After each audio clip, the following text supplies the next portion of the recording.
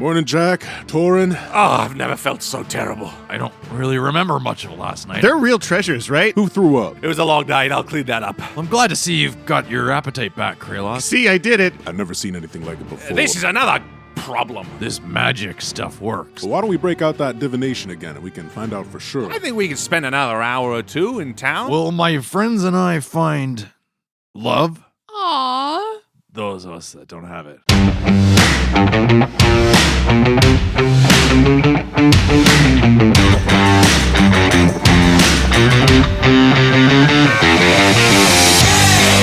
Welcome back to Dice Shame. This is episode 128, The Cold Light of Day. MVP this week is Henry James Noel Guthrie for his 5th birthday. He's a big fan of Dice Shame and a big fan of D&D in general. Can't wait to play alongside the little champ. We love you, Henry. Love you, baby. This week, we're shouting out all the volunteers who are running games for this weekend's Invictus Con. These incredible GMs have donated their time and energy to the service of this community, and I'm proud to say this year we're hosting tons of diverse gaming experience thanks to their hard work.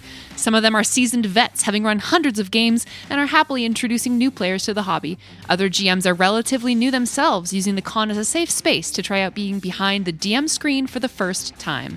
To those of you who are hosting tables this weekend, thank you for your hard work and have fun. All right, shall we do this? Yeah, let's play some D&D. Woo!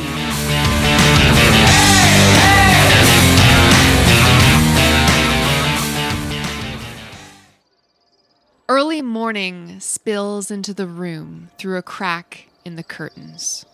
We see Red and Doran asleep in Jack's mom's guest room, maybe sprawled over the two beds that are pushed together.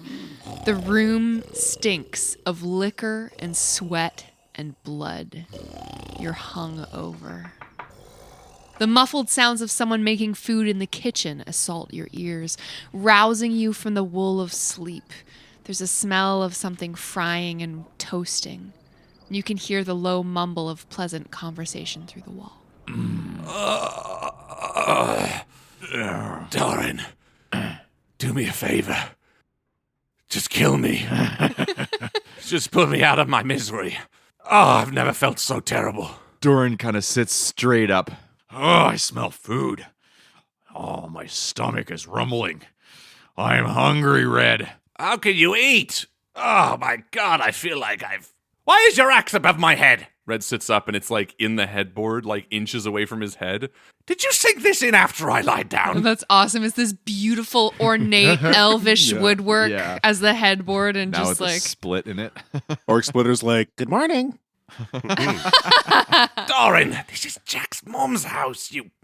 And Red tries to pull the axe out and just can't. So I do. And the bed crumbles, just like splits. falls to splinters. Oh, shit. Look, this will be fine. Help me with this. Help me with this. And Red grabs a large sheet. Just take that end. Just drapes it over the entirety of the two beds that are now severed. I think we could get away with it. That's fine. And Doran sort of does that with one hand as he's putting on all of his clothes over top of his, I picture Doran standing in like a long john sort of thing, like a single piece. Yeah. Butt flap. Where the hell is this from? And Red reaches across and pulls something out of Doran's hair. It's like a feather tied into it with like a little like lacy. Oh, he got a hair wrap? Yeah, he's got some sort of hair wrap. What the hell happened? I don't know. I don't really remember much of last night. I remember, did we go to a party? Red, you've got like a really nice belt slung low around your hips. Where the hell did this belt come from? It's customized. Look, I pull it off. My pants fall, and you can see it like leather embossed and says Nightstone 4. I don't even remember this. Wow, we did pretty well. Yeah. Oh, my head. Oh. Let's go downstairs and see where everyone else is. I could go for a big glass of sheep's milk right now. In the sun-drenched main room, there's a scene of domestic bliss so beautiful that it's almost silly. Jack and Torin are up already, smiling at each other and chatting. There's a teapot and cups between them on the table. Half-eaten breakfast kind of forgotten. Kieran and Jackson are happily antagonizing each other on the rug in front of the hearth. Jackson's tail is batting back and forth in playful fury, and the golden retriever pretends to ignore his claws. Red vomits. Oh no, not canonically. Sorry. Oh, Red. Sorry. It was a long night. I'll clean that up. Doran just shakes his head. My beautiful scene. But it's like not a true throw up. It's like a cat hairball throw up. Oh, where he no. stands there Oh, okay. yakking for a minute. It just kicks under the table. Sorry. Morning, guys. Looks nice in here. Hi. Yeah. Oh, I tell you, that sun is lovely. You guys are up. We saved you some breakfast. Oh, what time is it? Red looks around for a clock, which doesn't exist here. Because everyone in this house has the keen mind feature. 3 hours after sunrise. Right. Happy New Year, I guess. Happy New Year. Right. The heavy sound of footsteps heralds your armored friend, Kraloth, returning from his night alone, and the door opens. Well, isn't this a peaceful... Who threw up? 2 guesses. Sorry. It was a long night. Doran couldn't hold his liquor. Ugh, Doran, disgusting. Let me have this. my head might be painful, but I can stand the pain. Kraloth shakes his head and walks over. Morning, Jack, Torin, Morning. Red, Doran. Good morning. Hey, how was your sleep last night at the inn? Oh, it was all right. I'll just say that much. You seem better. You seem like you're, I don't know, you're acting a little more like yourself, Red says as he pours himself a glass of elven water. Yeah. There's just one leaf in it. Yeah, I took a little bit of a walk around town last night and got to see the sights, and that just put me in the right mood, if you know what I mean. Hey, that's fair. We did too. Yeah, we did. Oh, yeah? Yeah. But unfortunately, it was something I don't recall. But it must have been fun, because I've got bruises. Well, what about you, Jack? And Kraloth sits down in one of these really nicely woven chairs and kind of sits down, drops his mace and his shield, and then puts his boots up on this beautiful table and just kind of kicks back, his arms holding up his head. Relax. Boots up? Evil Kraloth. Just kidding.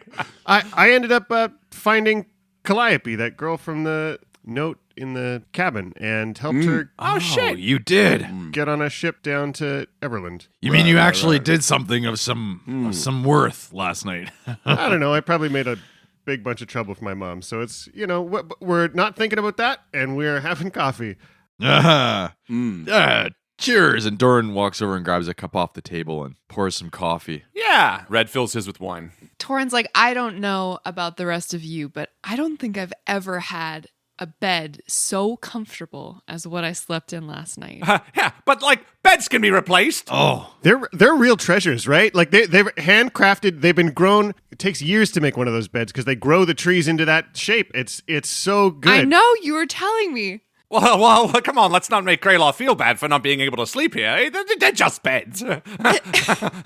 yeah, they're just beds. Nah, I don't feel bad at all. Glad you guys had a good sleep.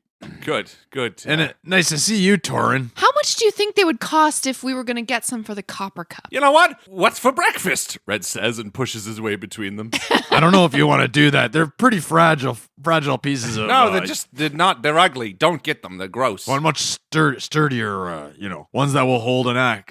Well, you think they're expensive? But did they take so much investment of time to make? It's not even the they grow themselves essentially. Yeah, that's yeah. fair. I don't know if they would Do they? necessarily Jesus, go get with off the beds. Drop it, guys. Well, I can't help but feel like, the slightest knock will crumble one Yeah. over or something. You know, to that who effect, knows? you know? A strong wind could blow into the room that Dora and I were in, and it could just make or just setting down on Oh, it. we left a window open too. Hey, Doran, pass me that coffee. Oh, here. Doran slides the pot, this wooden sort of ornate pot with coffee in it. And Kraloth pours himself a nice portion and just slurps it back. I'm glad to see you've got your appetite back, Kraloth. What are you talking about? Well, last night you didn't eat much. It's not like you, but it seems like this morning you're a little more with it, my friend. This coffee is delicious. Where did this come from? Well, I mean, I'm not sure where the beans were imported from, but they roast them here. I'm sure just a little shop down the street. I'm going to have to track these down. This would be great on our adventures. If we could have like a Or like a coffee pot, like a coffee station going Hell yeah. every morning. Oh, boy. Could you imagine? Right? What the hell's coffee? I think actually canonically Red has carved his own coffee cup. Remember back around Belliard and the Hamperat house? Red goes for coffee. And he whittled himself Dice or chain created deep his cut. own I coffee cup. genuinely don't remember, but we'll do For, it anyway. for Me B neither or do something. I. You and B had Okay. coffee together and you were like, Red pulls out his custom coffee cup from his bag and says, "Ha! More coffee on the road is good for me." And he takes a long drag and then adds more wine to it. yeah, wine and coffee. Classic. Oh my god, that's disgusting. Ew. There's no Red. strong liquor in this house. Kraloth turns to Torin and says, "Hey, Torin, so what did you get up to last night when Jack was out gallivanting and saving people?" I mean, and stuff?" honestly, I was fast asleep the whole time. I guess I should just assume that whenever I have some time to spend with Jack, he's going to end up saving someone's life or, solving some kind of problem in town. I just went for a walk. And, Of course, a Jack Page walk. Where he's looking into every little detail that can possibly be found, and then obviously stumbling upon some kind of clue, and then solving a mystery. Just causing trouble and saving people in equal measure. Yeah. He's like the masked thief of Waterdeep. Have you read that series of books? I don't read. Have you read those books, Torin? They're so good. I have. Yeah, they're some of my favorites. Me too. Wait, I like the ones with the big pictures. Are you serious? You've read? That's incredible. Yeah. I I mean, I've skimmed them. I have the whole set. Well, that's fantastic. 1 through 85. That's a lot. Doran leans over to Kraloth and he kind of whispers. He says, "Is Jack really the thief of what do they call it?" No. He's not the masked thief, but dashing and handsome certainly, and someone who The masked thief has black hair and sharp features. He has a sort of ego that only can be rivaled by those people out there who truly have a great, majestic... Anyway, I like the character. It's a good book series. Lady Kamara enters the room. Good morning. Good morning. Morning. good morning, Mom. I hope everyone had a pleasant sleep. Yeah, but the beds were a little, Fragile. yeah. Oh. We got home and crashed. Put it that way. Ha! Good one. That's a joke you'll get later. It's much funnier later. Yeah. We made the bed though, so Fuck, that one got me. I don't know. The year dawns a new creature, and we enter the year of the hunter's return. Have you been practicing your divination, Eve? Not as much as I would like, I admit. But there's no better time than the first day of the year to find out what's in store for us, right? I would agree. All things are connected. Every leaf that falls, every cloud that passes the moon. The choice of the name certainly has some bearing on the months that are to come. Mm-hmm. What do you see? And she strides over towards you and takes a seat in a low chair, pouring herself a cup of tea. Jack comes and sits at the table, and Jack asks everybody to hold hands then, and tunes in and says, "Red, think of your future for the year. What do you see?" Me? Oh, well, and Red sort of ominously looks towards Doran and then tries to avert his gaze. Well, Maybe just ask a question about the year to come. Let's see what shows up. will my friends be safe? I think the image in the illusion at the end of the year shows the four figures of the Nightstone Four standing together. Oh, I suppose that's good. Doran, why don't you ask a question about the year? A question. This is awfully exciting, I have to say. I'm not used to this sort of thing on a New Year's Day. But will my friends and I find love? Aww. Well, maybe those of us that don't have it. The image flickers to a moment in the city streets. It feels like Yarder, and there's a flash of a goblin face that nobody recognizes but Doran. Oh God. Wow, that's Who the hell was that? I don't know. Doran lies. Kraloth, Excellent. would you like to ask a question? And Kraloth has been sitting back, holding his cup of coffee in both hands. He's been observing Jack's mom. Has she noted his presence at all? She's noted your presence the same way that she would with any other visitor to her home, I think. And Kraloth leans forward and grabs hold of Jack and Red's hand. Will we be successful in our mission? The image above the sigils on the table shifts.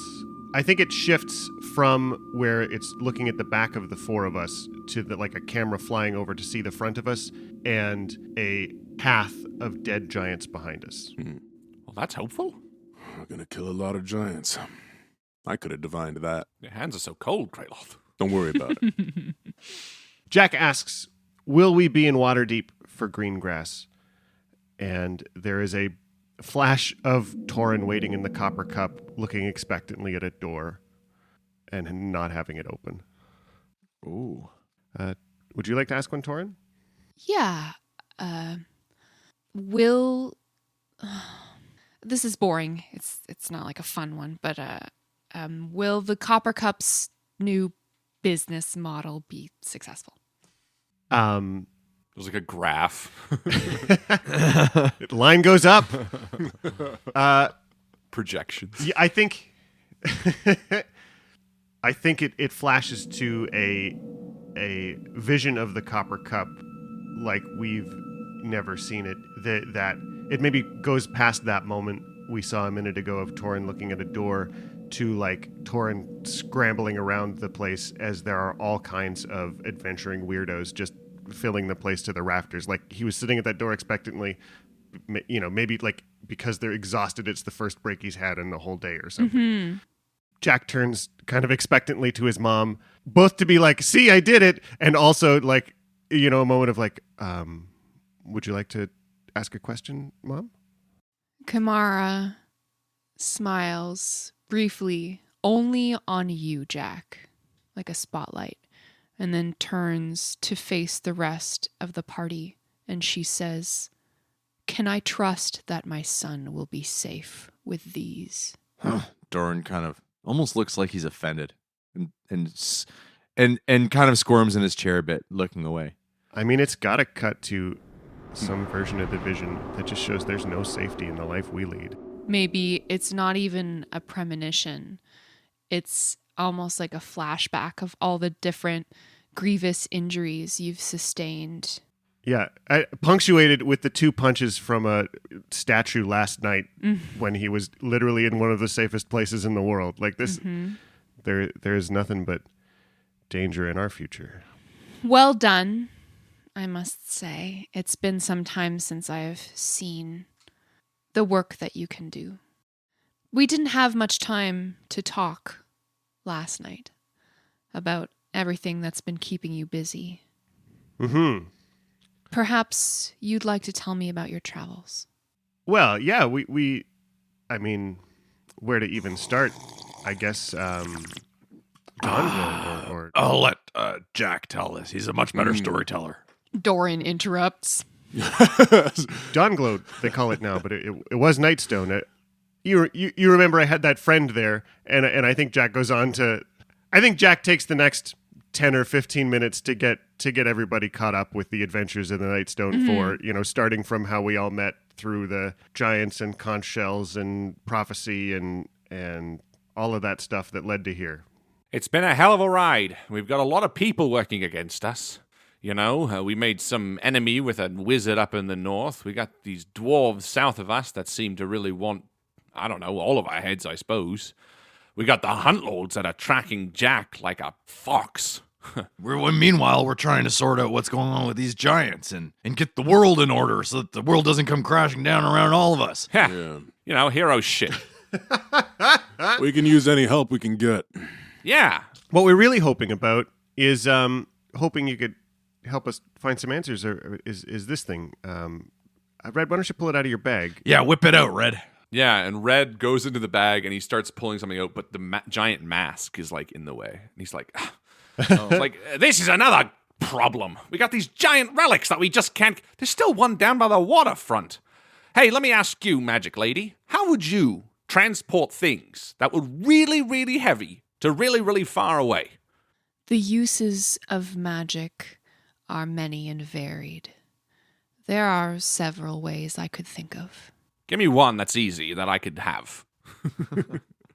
It is irresponsible to acquire powerful magic items just to see them off into the world in the hands of people and not know where their end may ultimately lie. But being that you are assisting my son, I suppose I can part with this. And she goes to a chest and unlocks it. Oh. With a small silver key that hangs on a chain around her neck. And from within, she pulls up a folded piece of black fabric. And Red takes it. What the hell is it? And he kind of wiggles it around. Very carefully now, and see to it that your bag and it do not interact. Easy. This is a portable hole. Oh. What is a portable hole? It is a interdimensional space that you can access. Oh, fuck, yeah. You know how sometimes in Looney Tunes they paint a thing on the wall and then they can go... I was in- just gonna Exactly. say. It's that, but a hole. Yeah. Awesome. Red walks to a clear wall and throws it on it. And he drags, you see him like dragging out the mask and dragging out the other thing and like, I guess, drops his bag, walks in, puts them in. Don't grab that end. Come on. It's like a mix of a Mary Poppins or meets Looney Tunes. Amazing. Red's bag is definitely Mary Poppins, whereas the portable hole is very Yeah. limited. So we drop the stuff that I have in the bag and then I just pull it back and put it in my pocket. Brilliant. Thank you so much. I think we need to stop for a minute and just be very clear, Red. If that pouch and the hole come together, holes in space and time start to get torn. Are you sure? Jack, don't worry. It's going to be fine. And Red taps his pocket. And Red reaches into his bag and he pulls out the dead thing and flops it on the table. What is this? Well, that's part of the question.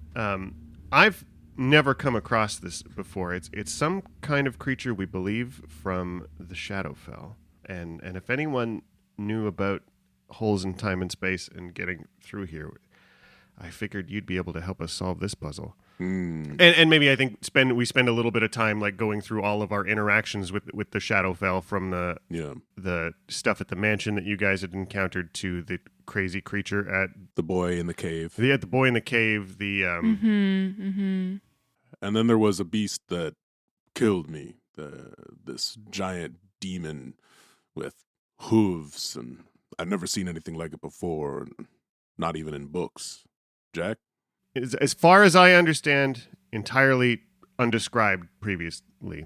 It's not something that's been well studied. Kimara sort of looks to you, Jack, for permission to touch this carcass. Oh yeah, it's on the table. I think you stepped away from it.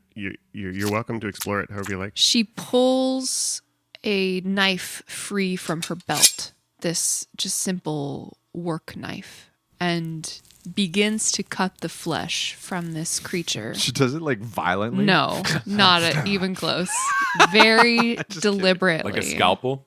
Yeah, precisely. And she's revealing these wisps of shadow that are coming off from between the layers of viscera and fat.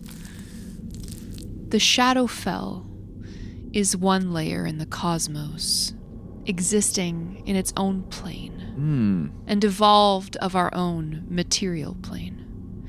It is a reality nearly beyond the reach of even my own powers, though some spins of the wheel bring the demiplanes closer, like focusing a spyglass. I've heard of these occurrences as of late, though perhaps I presumed they were farther from me than my own son. She's peeling the skin from this creature. Space is perhaps immaterial in extraplanar questions like this. There's no such thing as distance. If only that were true. The spyglass focuses at night, bringing the Shadowfell closer to the material plane. In places where our reality is thin, a tear can permit the passage of beings from one reality to another. And repeated tears can weaken the fabric, making transit easier, even warping the two planes to coagulate together in places.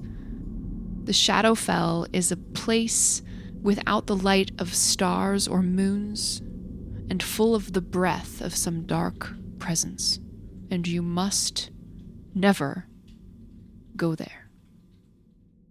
What could be causing these tears?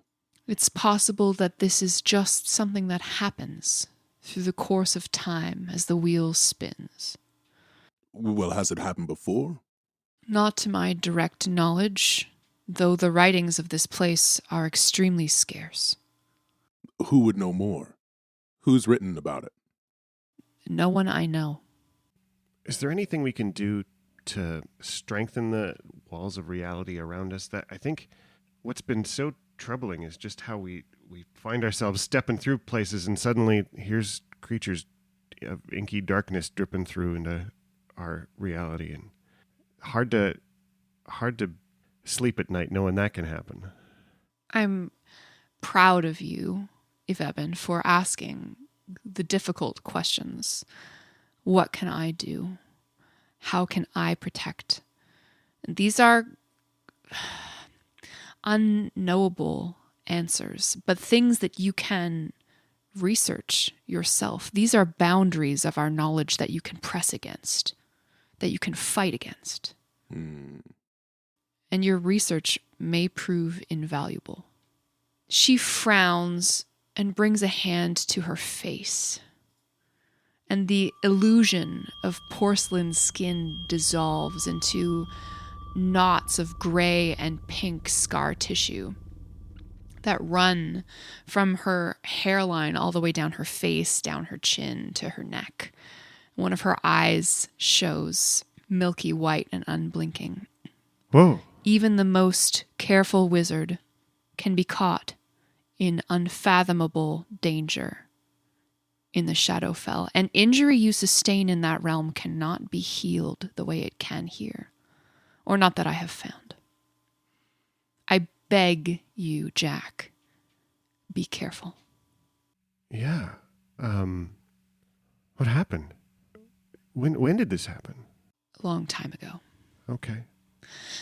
I hope I did not alarm you. And she drops her hand and the illusion closes back over her face like clouds on the sky just passing.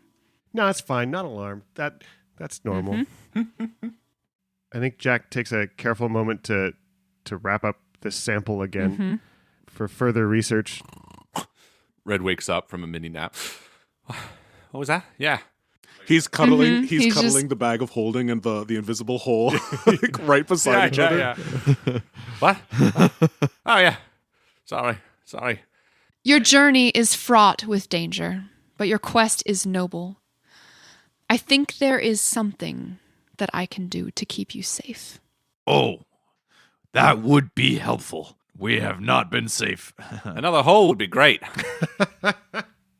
She goes to the hearth and she lights this long implement from a coal there and draws a small flame out of the fireplace, and she uses it to go around the room to light candles and incense that are just adorning corners of crowded tables and on cabinets. And as she talks, she finds a book and starts flipping through it to look for a passage.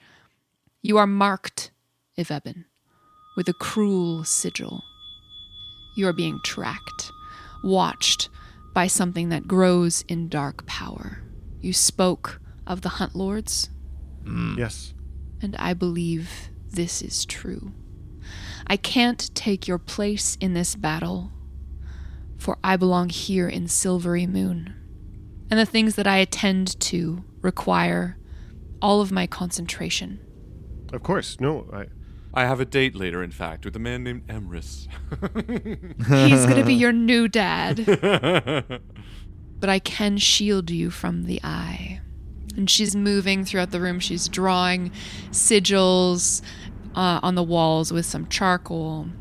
And she crushes this blood red gem in a mortar. taking the powder, she moves close to you, Jack, and she draws a line of this powdered gem across your throat. Then she takes her belt knife and cuts some juicy-looking leaves from a succulent on the window, wrapping them in a handkerchief and squeezing the fluid from this vegetation.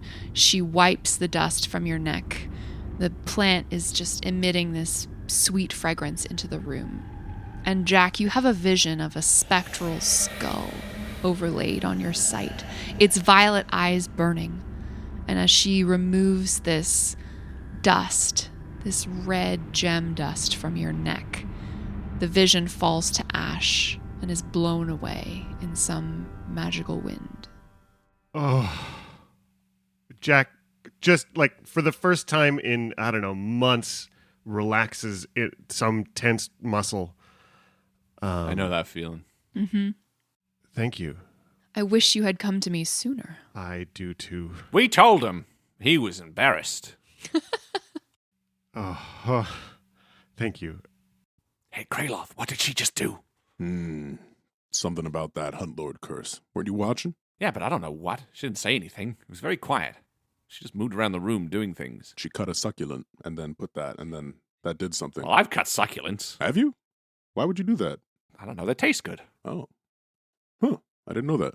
Well, I really hope all this, this magic stuff works because normally I'm used to seeing, lights and things, and sounds, but, what you just did there, I didn't see anything. So It was peaceful.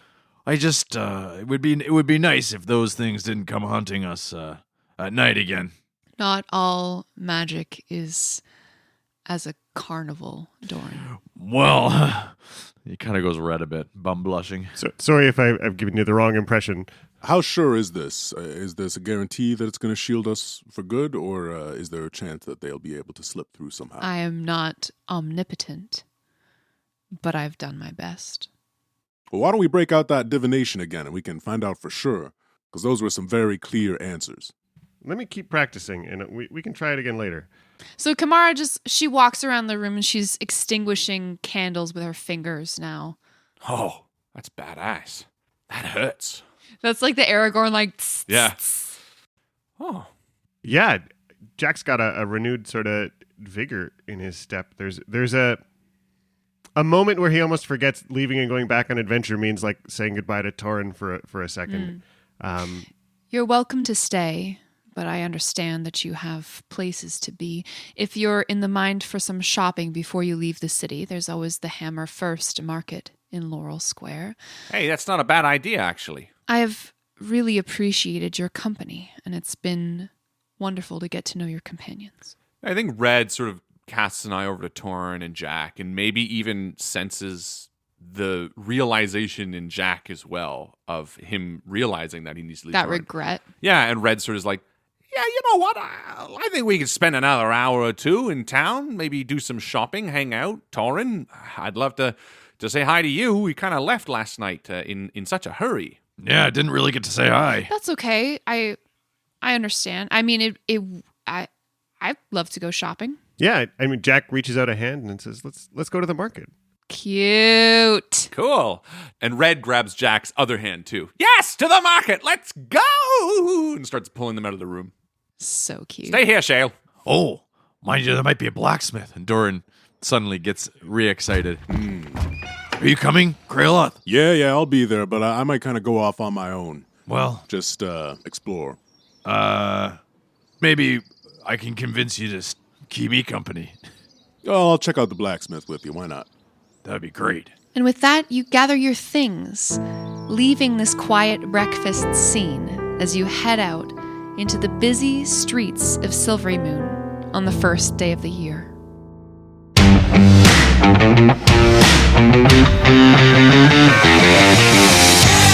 Thank you once again to our wonderful Patreon supporters, Christopher Ryan Evans, Merlin, Mitchell Cadwell, Alex Reed, Michael and Brianna Weber, Colin Burkhart, Daniel, Doug, Gray, Jackie and Rain, Jessica Orrit, Jonah Goldman, Melanie Sheehan, Lars, and Mari Kaniski. See you soon!